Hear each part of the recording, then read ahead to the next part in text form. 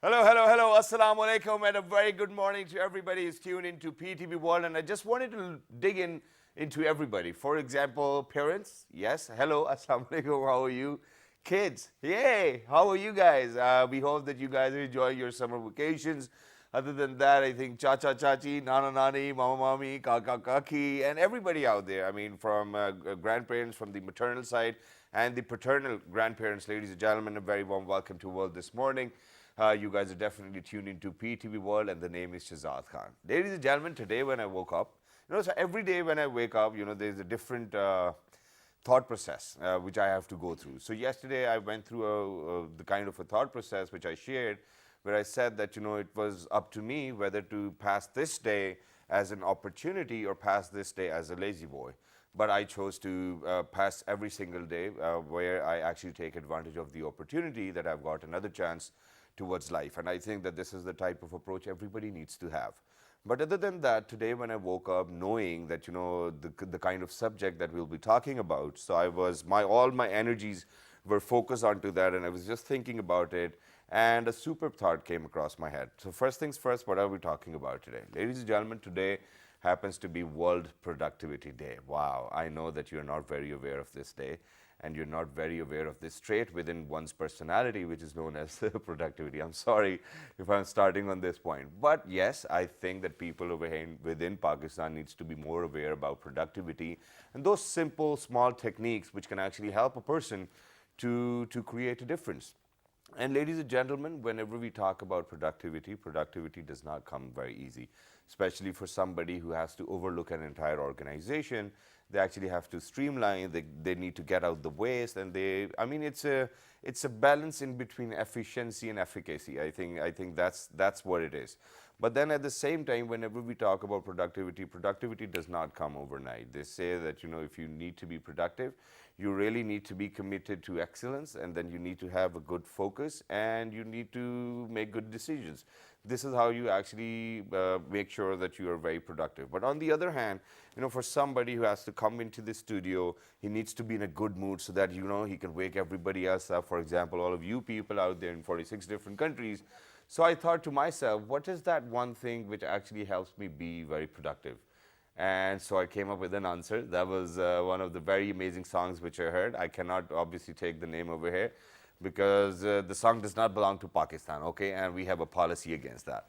But other than that, ladies and gentlemen, we have been joined by some amazing guests over here. There are people who are actually from HR. There are people who are motivational speakers, and there are people who are within the universities and working on the same thing. So we thought that, why not to gather a panel and talk about productivity, which we really need over here in Pakistan, ladies and gentlemen. And that's me being honest. I think everybody needs to be honest with themselves in the first place if you want to achieve something nice or greater in life. So ladies and gentlemen, without any further ado, I'm going to introduce my guests. Well, two of them have been on the show. I think one of them have been on the show earlier.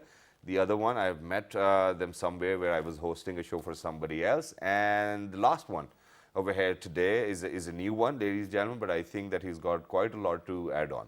But how we're going to discuss it, first of all, obviously, in terms of productivity, we're going to talk about the individual approach, and then other than that, we're going to move on towards where people, because at times I know that the kind of systems we have in place, for example, within public institutions, I'm sorry, but I have to be honest with my job.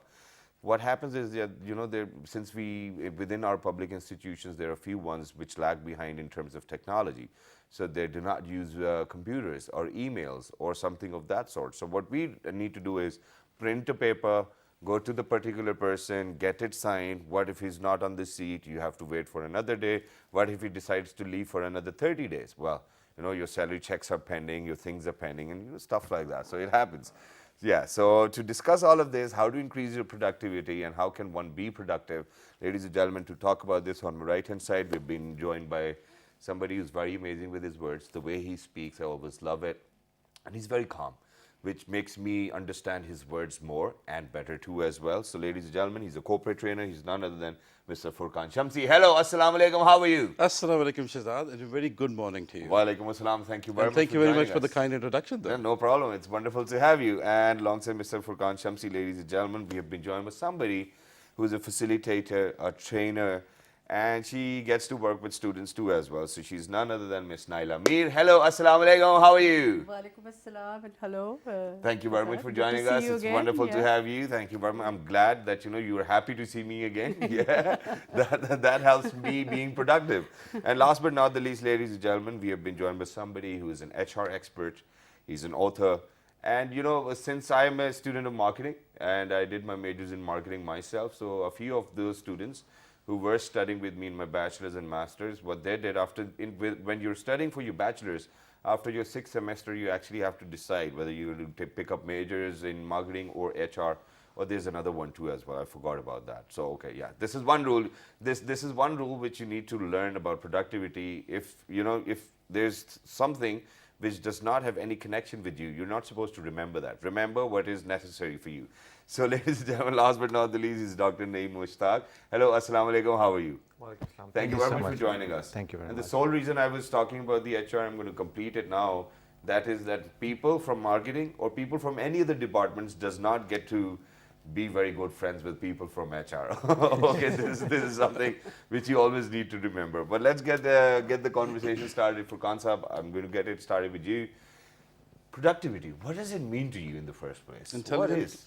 Intelligent planning, Okay. focused efforts. Yeah, focused effort. This is I mean, Paul Mayer. yeah. Besides this, obviously, rate of the output per input and its Exactly. fertility, it's the production, so all those efforts. But I believe it's your intelligent planning, Yeah. which is when it is aligned with your focused efforts, results in some outcome. Yeah. That is actually productivity. That is productivity. So I'm going to move on to Miss Naila. So Miss Naila, since we are observing, and this is one of those days which is not very celebratory in nature, and they say that we observe this day to actually probably just appreciate all of those people who hold seminars and there are different events which take place, and they let you know that how productive you can be. Do you think that we need a day to celebrate all of those people who actually help us increase our productivity? I think this day will bring to our attention maybe how productive we are actually in our lives and how can we increase our productivity, because I believe productivity is a mindset. It's all about how we believe who we are and how can we use our potential to the optimum. Exactly. That So I which is feel. why I'm going to ask you, for somebody who's never ever touched optimum level of his productivity or her productivity, how do you think they will know that, okay, I can reach to that level? Well, I think none of us have reached the optimum actually, but we can at least try step by step to get there. Exactly. And we also have to understand that we all are unique and different in our own ways, and we can identify at least what our potential is, what our strengths are, how to build on those, and to then work towards the optimum. Well, that's great, which is yeah. why now, ladies and gentlemen, it is about time that we actually, move on to Dr. Naeem over here so that he can let us know what does the HR think about all of this. Yeah, human resource.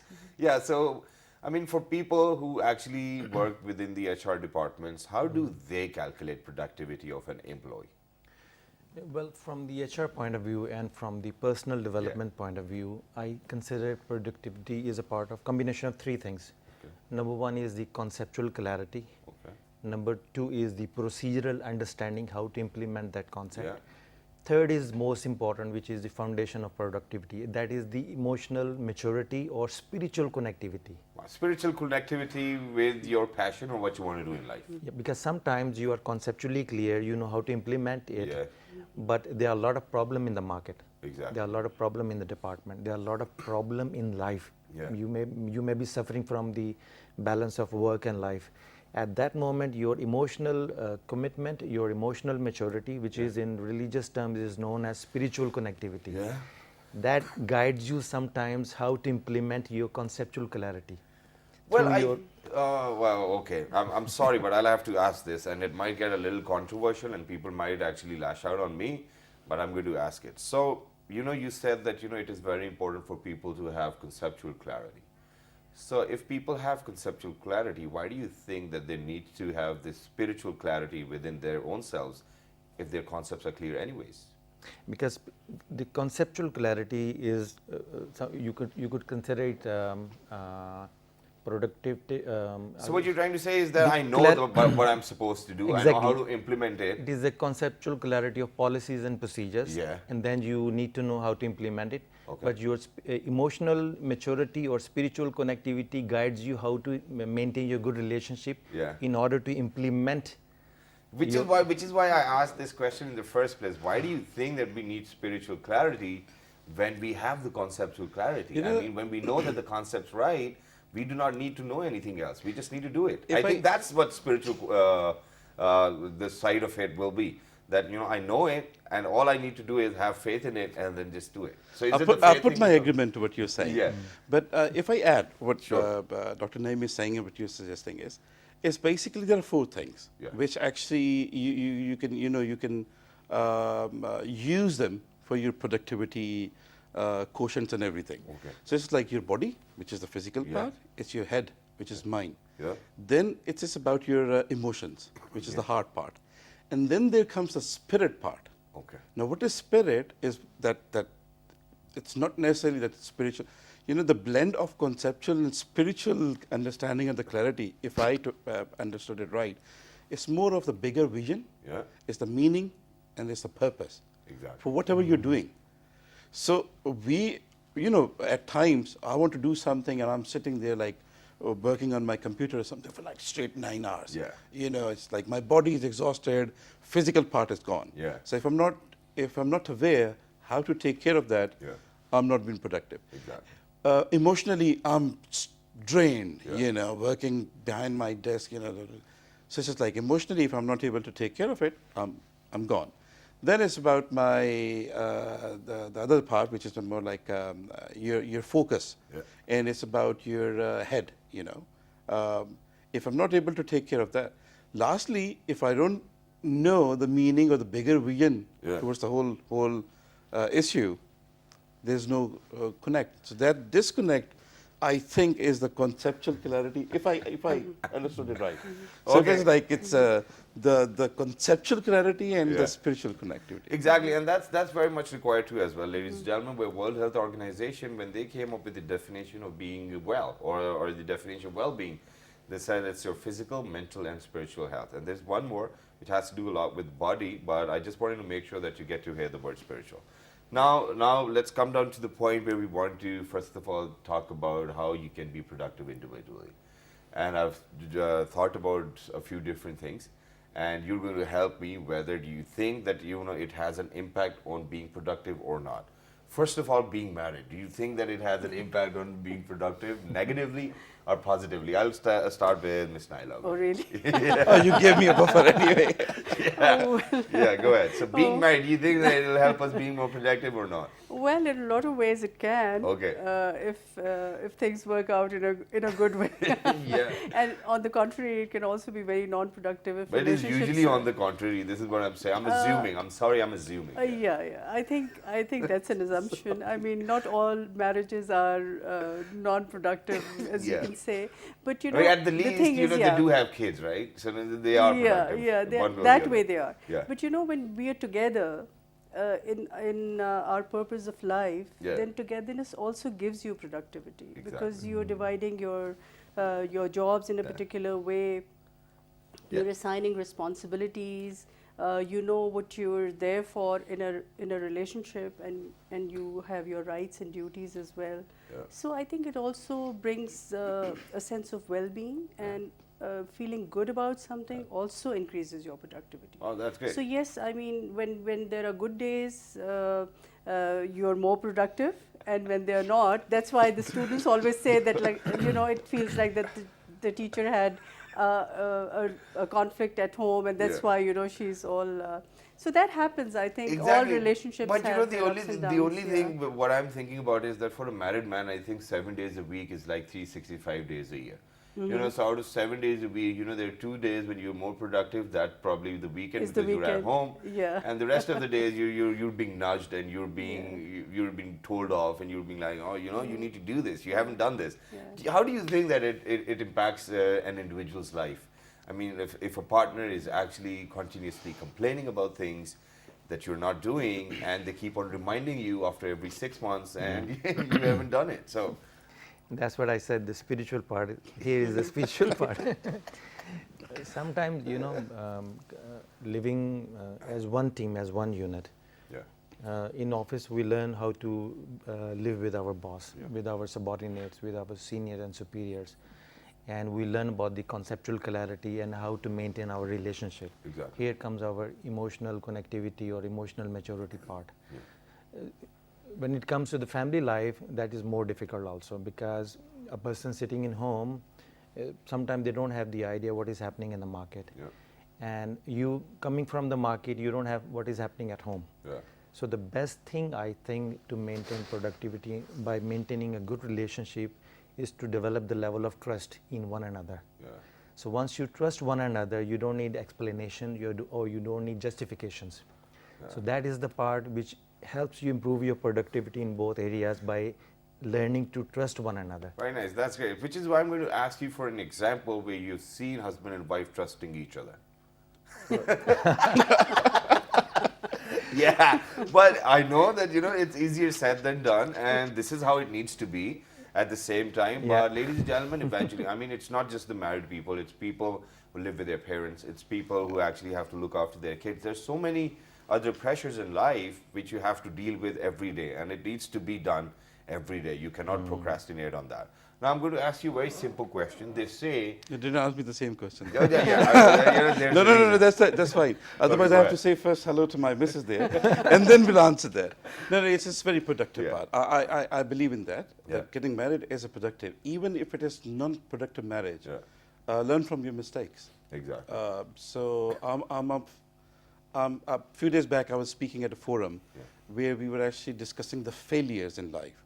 And not actually finding the excuses, and taking refuge in them, understanding the reasons. Exactly. And that will actually lead to the next success. Exactly. But anyway. That's great. And it's great. Ladies and gentlemen, to my understanding, I think with the words which have been said by far, from all our guests, I think that this is the way to go forward. Unfortunately, this is not how it is, particularly in Pakistan, because the culture is different, and I think that the culture has to do a lot with productivity too.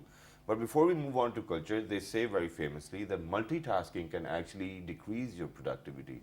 Is that correct? Yes, very true. How? It's a myth. We cannot do multitasking. At times, we can only have one focus. Now, we all do multitasking. I do it, you do it, and even like sometimes when we are having a chat and we're trying to multitask with our gadgets. You know what I mean? So very simple example of it. We lose our focus. Exactly. And that is actually where comes that part where our mind plays. They say there is like a concept known as Ultranian rhythm or Ultranian sprints, which means after 90 to 120 minutes, around 2 hours, take a break. You cannot actually focus on something.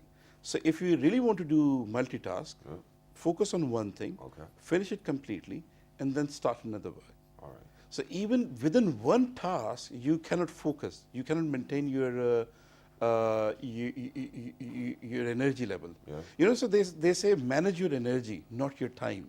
So time management is a myth. Exactly. So you have to manage your energy to remain productive or remain efficient and impactful. You don't have to manage time. You automatically will be managing your time. What I said earlier on. Exactly. Intelligent planning and focus efforts. And you've said it very right. You've actually hit the nail on the head as well. I mean, this is something which I learned when I started going to the gym. So usually what used to happen was when I was, in the right rhythm, I would pick up weights. And I was like, this is the way to go. So initially what happened, I started thinking to myself that as soon as I'm in the gym, and it's my first ever exercise or first few reps, I'm going to go and pick up heavy weights. But then I eventually realized that what I have to do is that I have to plan according to my energy, start with lower weights and towards the end, so that I can actually exercise for that particular point of time or within that period effectively and efficiently. I think that this is one lesson which needs to be learned. But other than that, Ms. Naila, now since earlier we were talking about culture, and there are cultural barriers for women over here within Pakistan. So I wanted to talk about that. I mean, would you mind highlighting a few cultural barriers due to which you think that quite a lot of females are not very productive at workplace? I think the first thing that delays our productivity or undermines it is because we believe that we have to be productive in a particular job. Yeah. If I'm at home, I don't have to be productive. I can do the redundant things Yeah. over and over again, and feel miserable about my life rather than feeling good about myself. Yeah. So there are ways and ways to be productive. I can be productive at home also. I can be productive with my relationships. I can be productive when I'm working. And actually, being productive also does not necessarily mean that if I am at a job, I am productive. Yeah. See how I use my time or how I use my energies, as we were speaking earlier.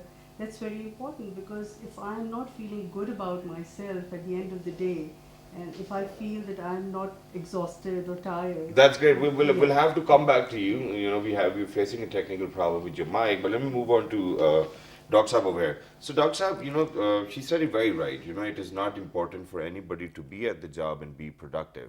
How does HR encompass that, in particular for a person whom you think was right for the job, but eventually when you've hired him, well, he's not productive? What do you do? Do you kind of, I mean, I'm sorry, but let me complete the question. So do you sort of have a solution to that within your HR other than firing him to probably bring him up to that level where he's more productive? Do you understand the needs of your employees at times that, okay, not firing is not the only solution. Probably if you give them this support, they might perform better. Yeah, exactly. Traditionally, some people think that HR is more towards process oriented, where I believe the true HR is about people oriented. So there is a concept of corporate social responsibility, where organization take the responsibility of employee productivity, not just giving them the assignment and asking them what has they done. Corporate social responsibility means that you need to take care of employees' life. You need to assist employee to maintain a balance between his family life and his office life. Yeah. In most of the cases, employees are not productive, not because of they are lacking any skill or there is an issue with the office. Okay. They are suffering some problem at home or maybe in their family life, or with their some employees' children are sick, permanently sick. So at that part, HR and organization, they come forward and assist the employee to handle these life's challenges. Yeah. And through this approach, employee becomes a part of family, not just the department. Exactly. Here comes the concept of corporate loyalty. You have to earn that loyalty. You cannot demand it. And that is only possible when you move forward towards employee and be a part of his family. And by doing that, he becomes a part of your family. Exactly. And that's wonderfully said as well, which is why, ladies and gentlemen, it's very famously said that for a company owner, if their most passionate employee is quiet, I think that there's something which really needs to be sorted as well. But other than that, I was just going through a few fun facts as well about productivity. They said Tuesday and Wednesday are those days when one is very productive. And then they say that, there are 13 different methods to be productive. I do not know even one of them. But all I know is that I have to be productive, and I think that's what everybody needs to know. But then at the same time, there are the type of bosses whom we call horrible bosses. They do not let you work. I mean, they have something against you every time you walk into their office. Why? This is why we've actually taken out a trailer from the movie Horrible Bosses 2. Go ahead, take a look, and then we'll move on towards a short break.